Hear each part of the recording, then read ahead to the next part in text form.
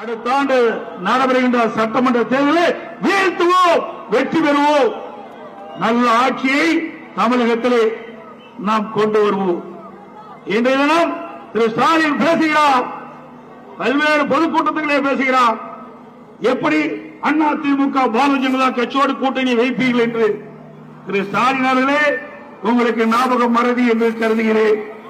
1999 பாரதிய ஜனதாவோடு கூட்டணி வைத்தீர்களா இல்லையா?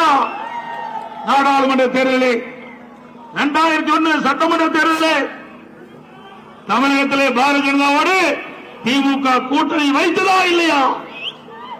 நீங்க வைத்தா பாரதிய ஜனதா கட்சி நல்ல கட்சி, நாங்க அண்ணா திமுக பாரதிய ஜனதாவோட கூட்டணி அமைச்சா மதவாத கட்சி. இதை தவிர்த்து வேற ஒண்ணுமே சொல்ல முடியாது.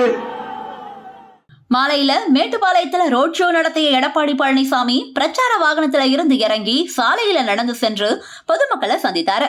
அப்போது அதிமுக மற்றும் கூட்டணி கட்சி தொண்டர்கள் வழிநடிகிலும் எடப்பாடி பழனிசாமிக்கு உற்சாக வரவேற்பு அளித்தாங்க. தொடர்ந்து பிரச்சார வாகனத்துல நின்றவாறு மக்கள் மத்தியில் உரையாற்றிய இபிஎஸ் திமுக ஆட்சியை கடுமையாக தாக்கி பேசினார். வாக்குகள் சிதறாமல் எதிரியை வீழ்த்தவே தேர்தல் கூட்டணி அமைப்பதாக கூறிய எடப்பாடி பழனிசாமி, பாஜகவுடன் திமுக கூட்டணி வைத்தால் சரி, அதுவே அதிமுக கூட்டணி வைத்தால் தவறா என்றும் கேள்வி எழுப்பினார்.